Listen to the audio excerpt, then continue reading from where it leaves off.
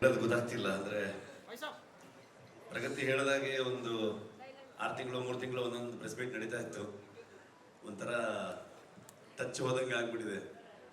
Literally ಎಲ್ಲ ಊರಿಂದ first time ಬೆಂಗಳೂರಿಗೆ ಬಂದಾಗ ಹೆಂಗ್ ಫೀಲ್ ಇದೆಯೋ ಅದೇ ತರ ಫೀಲಿಂಗ್ ಇದೆ ಇವಾಗ. ಇಲ್ಲಿ ಬಂದ್ರೆ ಎಲ್ಲ ಸರ್ಕಲ್ ಒಂದೇ ತರ ಕಾಣಿಸಕ್ ಶುರುವಾಗಿದೆ. ಎಲ್ಲೂ ಹೋಗಕ್ಕೂ ಆಗ್ತಿಲ್ಲ. ಬಂದ್ರೆ ಅಜಿನಿ ಸ್ಟುಡಿಯೋ ಮನೆಗೂ ಹೋಗ್ಲಿಲ್ಲ. ಸೊ 3 ವರ್ಷ ಅಲ್ಲ, ಪಂಚವಾರ್ಷಿಕ ಯೋಜನೆ 5 ವರ್ಷದ ಜರ್ನಿಲಿ ಲಿಟ್ರಲಿ ಥ್ಯಾಂಕ್ಸ್ ಹೇಳಕ್ ಶುರು ಮಾಡಿದ್ರೆ ಅದಕ್ಕೆ ಕೆಲವಷ್ಟು ದಿನ ಬೇಕು ಅಂತ ಅನ್ಕೊಳ್ತೀನಿ ನಾನು. ಅಂತ ದೊಡ್ಡ ಜರ್ನಿ. ಮೋಸ್ಟ್ಲಿ ಈ ಸಿನಿಮಾ ಕಂಪ್ಲೀಟ್ ಮಾಡಕ್ ಆಗ್ತಿರ್ಲಿಲ್ಲ. ಅಷ್ಟೊಂದು ಅಡೆತಡೆಗಳು ನನಗೆ ತುಂಬಾ ಸ್ಟ್ರೆಂತ್ ಆಗಿ ನನ್ನನ್ನು ಹಿಂದೆ ಮೋಸ್ಟ್ಲಿ ಒಂದು ಎಕ್ಸಾಂಪಲ್ ಒಂದಷ್ಟು ಶೀಟ್ ಇರುತ್ತಲ್ಲ, ಎಕ್ಸ್ಟ್ರಾ ಶೀಟ್ಗಳಿತ್ತಲ್ಲ, ಆ ಶೀಟಲ್ಲೆಲ್ಲ ಬರ್ಕೊಂಡ್ರು ಸಾಲಲ್ಲ ಅನ್ಸುತ್ತೆ. ಅಷ್ಟು ಹರಕೆ ಹೊತ್ತಿರ್ಬೋದು ಮೋಸ್ಟ್ಲಿ ಪ್ರಗತಿ. ಅಷ್ಟು ನನಗೆ ಎವ್ರಿ ಡೇ ನಾನು ಶೂಟಿಂಗ್ ಹೊರಟ್ರೆ ಇಲ್ಲಿ ಕುತ್ಕೊಂಡು ಪ್ರೇ ಮಾಡ್ತಾ ಇದ್ಲ ಅವಳು. ಸೊ ಸ್ಪಾಟಲ್ಲಿ ಇದ್ರೂ ಅದೇನೆ. ಕೆಲವು ಸಲ ರಿಸ್ಕಿ ಸೀಕ್ವೆನ್ಸ್ ಇದ್ರೆ ಅವಳಿಗೆ ಏನಾದರೂ ಮಾಡಿ ಯಾಮರ್ಸಿ ಬರಕ್ ಬಿಡ್ತಿರ್ಲಿಲ್ಲ. ಇಲ್ಲ ನೀ ಸ್ವಲ್ಪ ಲೇಟಾಗಿ ಬಾ ಹಂಗೆ ಅಂತ ಅನ್ಕೊಂಡು, ಬಿಕಾಸ್ ಅಲ್ಲಿ ನೋಡಿ ಇನ್ನಿಷ್ಟು ಟೆನ್ಷನ್ ಆಗ್ತಾಳೆ ಅಂತ ಎಷ್ಟೋ ದಿನಗಳು. ಸೊ ಈ ಬೆಂಗಳೂರಿಗೆ ಬಂದೆ ನಾನು ಒಂದು 15 ದಿವಸ ಈಚೆಗೆ ಬಂದಿದ್ದು. ಅಲ್ಲಿವರೆಗೆ ಬೇರೆ ಬೇರೆ ಕುಂದಾಪುರದಲ್ಲೇ ಪೋಸ್ಟ್ ಪ್ರೊಡಕ್ಷನ್ ಮಾಡ್ತಾ ಇದ್ವಿ. ಬಂದ್ಮೇಲೆ ಸುಮಾರು ಕೆಲವೊಂದಷ್ಟು ಜನರು ಗೊತ್ತಾಯ್ತು. ಫೋನ್ ಮಾಡಿ ಹೇಗಿದ್ದೀರಾ ಅಂತ ಕೇಳಿದ್ರು. ಅದೊಂದು ಮಾತ್ರ ಕೇಳಬೇಡಿ ಅಂತಂದೆ ನಾನು.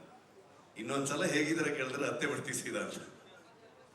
ಸೊ ಆ ಥರದ ಒಂದು ಇಮೋಷನಲ್ ಜರ್ನಿನೂ ಕೂಡ ಹೌದು ನಮಗೆ. ಎಲ್ಲರೂ ಹೇಳ್ತಾ ಇದ್ರು, ನಿಮ್ಮಿಂದ ಹಿಡಿದು ಇಲ್ಲಿ ಪ್ರತಿಯೊಬ್ಬರು ನನ್ನ ಹೆಸರನ್ನು ಹೇಳ್ತಾ ಇದ್ರು, ನನ್ನಿಂದ ಅಂತ ಹೇಳ್ತಾ ಇದ್ರು. ಖಂಡಿತವಾಗ್ಲೂ ಅಲ್ಲ. ಇದು ಇಡೀ ತಂಡ ನನಗೆ ಲಿಟ್ರಲಿ ಶೋಲ್ಡರ್ ಆಗಿ, ಪಿಲ್ಲರ್ಸ್ಗಳಾಗಿ. ನನ್ನ ಮಕ್ಕಳನ್ನ ನೋಡೋಕ್ಕೂ ನನ್ನ ಹತ್ರ ಟೈಮ್ ಇಲ್ಲ, ಅವರು ಸ್ಕೂಲ್ಗೆ ಹೋಗೋದು ನೋಡೋದಕ್ಕೂ ಟೈಮ್ ಇಲ್ಲ. 5 ವರ್ಷದಿಂದ ಸಿನಿಮಾ ಮಾಡ್ತಾನೆ ಇದ್ದೀನಿ. ಆ ಎಲ್ಲ ಜವಾಬ್ದಾರಿಯನ್ನ ಲಿಟ್ರಲಿ ನನ್ನ ಹಿಂದೆ ಒಂದು ಶಕ್ತಿಯಾಗಿ ಪ್ರಗತಿ ನೋಡ್ಕೊಂಡು ಹೋಗ್ತಾ ಇದ್ಲು. ಈ ಕಡೆ ಸ್ಪಾಟ್ಗೂ ಬರ್ತಾ ಇದ್ಲು, ಕೆಲಸನೂ ಮಾಡ್ತಾ ಇದ್ಲು. ನನ್ನ ರೈಟರ್ಸ್ಗಳು ಅವ್ರ ಫ್ಯಾಮಿಲಿ ಎಲ್ಲವನ್ನ ಬಿಟ್ಟು ಬಂದು ನನ್ನ ಜೊತೆಗೆ 5 ವರ್ಷದಿಂದ ಇರ್ತಾನೆ ಇದ್ದಾರೆ. ನನ್ನ DOP ಇವತ್ತು ಅವನು, ನಾನು ಇಲ್ಲಿದ್ದೀನಿ ಅಂತಂದ್ರೆ ಅದಕ್ಕೆ ರೀಸನ್ ಇವತ್ತು ಅವನು ಎಲ್ಲೋ ಕೆಲಸ ಮಾಡ್ತಾ ಇದ್ದಾನೆ. ಹಾಗಾಗಿ ಅವನನ್ನ ಲಿಟ್ರಲಿ ನನ್ನ ಒಂದು ಶೋಲ್ಡರ್ ಅವನು. ಇವರೆಲ್ಲರೂ ಪಿಲ್ಲರ್ಸ್ಗಳೇ. ವಿನೀಶ್ ಬೆಂಗ್ಲಾನ್ ಅಂತ ಈ ಸಿನಿಮಾದ ಪ್ರೊಡಕ್ಷನ್ ಡಿಸೈನರು. ಇವತ್ತು ಧರಣಿ ಇದ್ದಾನೆ. ನಮ್ಮ ಇಡೀ ತಂಡ ತುಂಬಾ ದೊಡ್ಡ ತಂಡ ಅದು. ನನ್ನ ಡೈರೆಕ್ಷನ್ ಟೀಮು, ಆರ್ಟಿಸ್ಟ್ಗಳಾಗ್ಬೋದು, ಊರವರಿಂದ ಹಿಡ್ಕೊಂಡು ಮುದೂರ್ ಆಗ್ಬೋದು, ಕೆರಾಡಿ ಆಗ್ಬೋದು, ಕುಂದಾಪುರ ಆಗ್ಬೋದು, ಆ ಸುತ್ತಮುತ್ತ ಎಲ್ಲ ಪ್ರದೇಶ, ಫಾರೆಸ್ಟ್ ಡಿಪಾರ್ಟ್ಮೆಂಟ್ ಅವ್ರು, ಯಾರಿಗೆಲ್ಲ ಥ್ಯಾಂಕ್ಸ್ ಹೇಳೋದು, ಯಾರಿಗೆಲ್ಲ ಬಿಡೋದು. ಫಾರೆಸ್ಟ್ ಮಿನಿಸ್ಟರ್ ಹಿಡಿದು ಪ್ರತಿಯೊಬ್ಬರು ನಮ್ಗೆ ಹೆಲ್ಪ್ ಮಾಡಿದವ್ರೆ. ಅವರೆಲ್ಲರ ಕಾಂಟ್ರಿಬ್ಯೂಷನ್ ಇಂದ ಇವತ್ತು ಈ ಸಿನಿಮಾ ಮೂಡ್ ಬಂದಿದೆ. ಖಂಡಿತವಾಗ್ಲೂ ನಾನು ಒಬ್ಬನಿಂದಲ್ಲ. ಒಬ್ಬ ಒಂದು ಕಥೆಯನ್ನು ತಗೊಂಡು ಬಂದಾಗ, ಒಂದು ಯೋಚನೆಯನ್ನು ತಗೊಂಡು ಬಂದಾಗ ಅದನ್ನ ಹೇಗೆಲ್ಲ ಚಂದ ಕಾಣಿಸ್ಬೋದು. ಒಬ್ಬ ಕೋ-ರೈಟರ್ ಅದನ್ನ ಎಷ್ಟು ಚಂದವಾಗಿ ಅದನ್ನ ಬರಿತಾ ಹೋಗ್ಬೋದು, ಅದ್ರ ಜೊತೆಗೆ ಅದನ್ನ ಆಡ್ ಮಾಡ್ತಾ ಹೋಗ್ಬೋದು, ಇನ್ನು ಬ್ಯೂಟಿಫುಲ್ ಮಾಡ್ತಾ ಹೋಗ್ಬೋದು. ಒಬ್ಬ ಸಿನಿಮಾಟೋಗ್ರಫರ್ ಅದನ್ನ ನಾನು ಕಂಡಿರುವಂತ ಒಂದು ವಿಷನ್ನ ಅವನು ಎಷ್ಟು ಚಂದವಾಗಿ ತೋರಿಸಿದಾನಂತ ನಾನೇನು ಮಾತಾಡೋದು ಬೇಕಾಗಿಲ್ಲ. ಎಲ್ಲ ವಿಶ್ವಾಸಗಳು ಹೇಳ್ತಾ ಇದೆ ಇವತ್ತು. ಅದಕ್ಕೆ ಏನ್ ಕೇಳುತ್ತೆ, ಎಷ್ಟು ಬಜೆಟ್ ಅಲ್ಲಿ ಮಾಡ್ತೀವಿ, ಆ ಲೆಕ್ಕಾಚಾರ ಏನು, ಇದನ್ನ ಯಾವತ್ತೂ ಕೇಳಲೇ ಇಲ್ಲ ವಿಜಯಣ್ಣ. ಕತೆ ಮೇಲೆ ನಂಬಿಕೆ, ನನ್ನ ಮೇಲೆ ನಂಬಿಕೆ, ನನ್ನ ಇಡೀ ತಂಡದ ಮೇಲೆ ನಂಬಿಕೆ. ನಾವ್ಯಾರು ಇವತ್ತು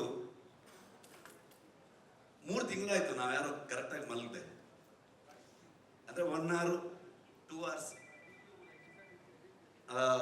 ಸುಮಾರು ಜನ ಡೈರೆಕ್ಷನ್ ಟೀಮ್ ಅವ್ರು ಆಗ್ಬೋದು, DOP ಆಗ್ಬೋದು, 38 hours 48 hours ಹಿಂಗೆ ಹೋಗ್ತಾ ಇದೆ ಕೆಲಸಗಳು. ಆ ಪ್ರತಿಯೊಬ್ಬರದ್ದು ಎಫರ್ಟ್ ಇದೆಯಲ್ಲ, ಯಾರು ಇದು ನನ್ನ ಸಿನಿಮಾ ಮಾಡಲೇ ಇಲ್ಲ ಅವರು. ಇದೆಲ್ಲ ಪ್ರತಿಯೊಬ್ಬರು ಇನ್ಕ್ಲೂಡಿಂಗ್ ಪ್ರೊಡ್ಯೂಸರ್ಸ್ ಇಂದ ಹಿಡಿದು ಟೀ ಕಾಫಿ ಕೊಡುವಂತ ಪ್ರೊಡಕ್ಷನ್ ಹುಡುಗರವರೆಗೂ ನಮ್ಮ ಫಿಲ್ಮು ಅಂತ ಸುಮಾರಷ್ಟು ಕೇಳಿಬಿಡ್ತಾ ಇತ್ತು ಮೀಡಿಯಾದಲ್ಲಿ, ಅಲ್ಲಿ ಇಲ್ಲಿ ಎಲ್ಲ ಕಡೆಗೆ.